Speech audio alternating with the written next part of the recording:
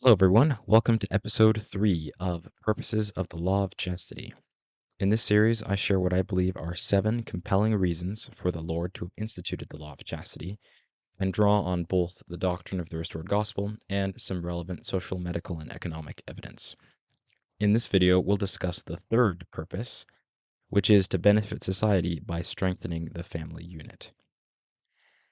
Over the years, there have been a number of studies seeking to identify what qualities, traits, or habits distinguish people who live in wealthy communities from their less financially successful peers. And while there may have been many observed differences, one of the most compelling disparities lay in marriage rates and history of being raised in married households, where families with strong marriage backgrounds tended to be far better off financially. The family unit plays so many irreplaceable roles in society that it just cannot be undermined without also undermining that society, socially, morally, and economically. Not only is the family the most basic unit of society, it also serves as a haven of safety, a network of support, the cradle of moral integrity, and the first place we learn about life and how to interact with others. The collection of principles and practices we know as the Law of Chastity has played an essential role in preserving the family throughout history by strengthening patterns such as marriage before childbearing and fidelity after marriage. Unfortunately, as standards of chastity have declined in recent decades, challenges to the family, such as divorce, alienation, and single parenthood, have increasingly been on the rise. These challenges often seriously undercut families' ability to provide the support, action, and preparation needed to help individuals become responsible, well functioning, and productive members of society. As President Russell M. Nelson once lamented, quote, "Throughout the world, the family is increasingly under attack. If families fail, many of our political, economic, and social systems will also fail." Close quote. Society cannot afford to lose the family. Thankfully, obedience to the law of chastity safeguards and strengthens the family unit, helping both parents and children achieve greater individual success, diminishing a tendency to criminal activity, promoting economic stability, and driving cultural advancement.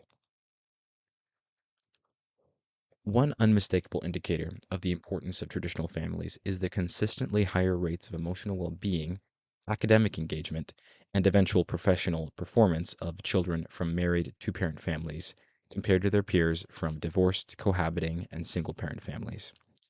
There are exceptions, as many parents and children put forth valiant efforts to succeed despite difficult circumstances. Yet, the undeniable correlation remains.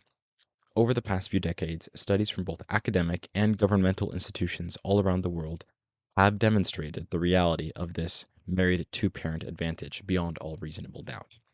For example, a study published by the Harvard University Press presents some notable statistical disadvantages of children from divorced and single parent families. Consider this quote, based on information from 4 national surveys and extensive years of research. Divorce, particularly with often attendant drops in income, parental involvement, and access to community resources, diminishes children's chances for well being. Children whose parents live apart are twice as likely to drop out of high school as those in two parent families, and 1.5 times as likely to be idle in young adulthood, and twice as likely to become single parents themselves. An additional study conducted by Dr. Susan L. Brown at Browning Green State University similarly shows disproportionate behavioral, emotional, and academic challenges for children of cohabiting parents when compared to peers with married parents. Think of it. These studies clearly show that children without the support of two married parents are twice as likely to drop out of high school and 50% more likely to seek employment in their young adulthood. Imagine the implications for the rest of their lives. Imagine the long term social and economic consequences to communities where these family structures are mainstream. It too often becomes a repeating cycle that traps multiple generations in patterns of poverty. So, where does this cycle begin? Individual disregard for the law of chastity actually often is the first step. Examples are found in both immorality prior to marriage and infidelity after marriage. Consider the case of unmarried men who abandon their pregnant girlfriends or their newborn children. These could have been families get broken up, and abstinence before marriage could have prevented the situation. But marriage, in and of itself, doesn't prevent immorality. In a survey taken in 2013, infidelity was listed among the top 3 reported reasons for divorce. Divorces due to infidelity often leave most or all of the children with one parent to provide for and raise them alone. Children raised in the aforementioned circumstances are twice as likely to continue the culture of a broken family they were raised in. Whether they start with premarital sex or infidelity after marriage, these disadvantaged cycles often begin with a violation of the law of chastity.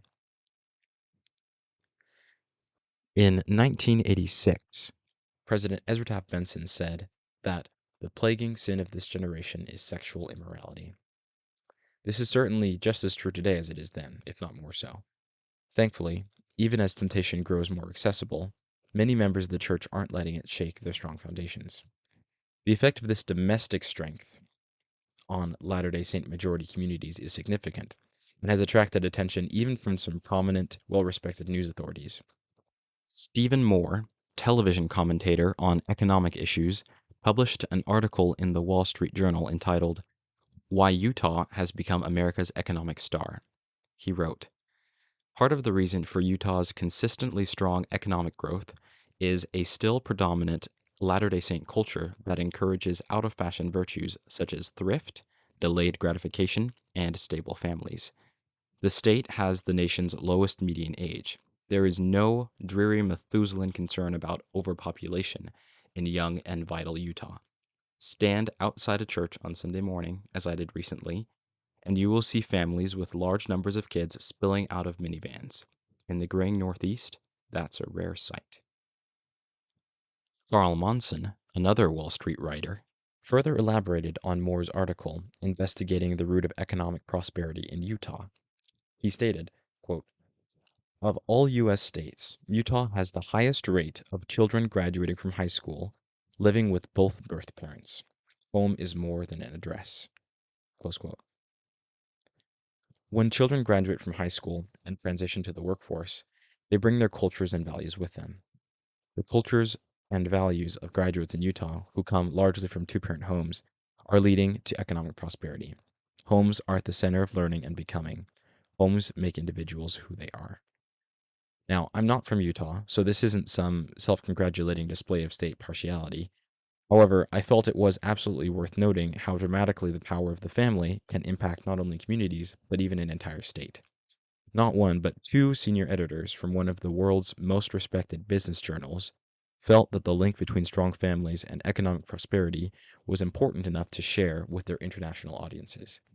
No one talks about this, but we really should. Aside from private and public economic benefits, it's essential that we acknowledge the indispensable role families play in the development of individual morality, fairness, and decency. No matter what laws or systems are put in place, the success of all societies ultimately relies on its members treating each other fairly, honestly, and with a degree of charity. Or in other words, the success of all societies depends heavily on the moral strength of its members. Imagine if we took the worst men and women in our prisons and tried to get them to establish their own country. In all likelihood, after a while, the average citizen of that country probably wouldn't be doing too great, no matter how much money or power they were given to begin with. For contrast, imagine the most honest, reliable, and charitable and hardworking person you know. If there was an entire country who lived according to their moral standards, it probably wouldn't matter how little they were given to start. They would eventually prosper. The question naturally follows: if widespread individual morality really is so critical to society, what can I or anyone do to effectively promote it? There are several factors that influence people's moral character, and the issue is too intricate to be resolved by one approach alone. But protecting and defending the family unit, long considered the cradle of morality, is indispensable to promoting the development of public virtue. Elder Neal A. Maxwell once wrote on this topic, quote, "Can we really afford a society in which the family, our most basic institution, is further diminished? If our society's success depends on having a critical mass of citizens with a sense of fair play and justice, and with love and concern for others too, Where do citizens usually acquire those critical virtues, if we acquire them at all? We usually acquire them first and best in the family. Close quote. A wholesome family life contributes greatly to the development of the conscience and perceptions of right and wrong. The results are easy to see. Several studies show that adolescents raised in two-parent families are far less likely to get involved in criminal activity. As parents lovingly guide their children, they help instill virtues like respect, fairness, forgiveness, integrity, humility, and charity, and those virtues affect their conduct in society for the rest of their lives. Admittedly, there are exceptions to every rule. Not all parents are principled, and often bad examples and false values are adopted by children. Selfish parents have taught their children selfishness, and radically prejudiced parents have passed on their prejudice. Despite this sad reality, homes built on morals of respect and fidelity have the potential to do much good in the world. I believe that where it exists, excellence of moral character is passed down most effectively by parents in the home, and the overwhelming majority of what is taught by most families is good. So, to those who long to do some good in the world, to those who long to strike a blow at the root of the evils we see around us, I encourage you to defend and protect the family. The family is the indispensable vessel that carries the only lasting antidote to the troubles that plague our society. In addition to promoting general well-being and economic prosperity, the family is the key to engendering strong moral virtues in the rising generation. Strong, righteous families are the key to making the world a better place, and few things promote and protect this kind of family unit more than keeping the law of chastity. Thanks for watching. If you'd like to help spread ideas and messages like this, feel free to like this video and subscribe so you won't miss the next video on the fourth purpose of the law of chastity: keep eternal families together. See you next time.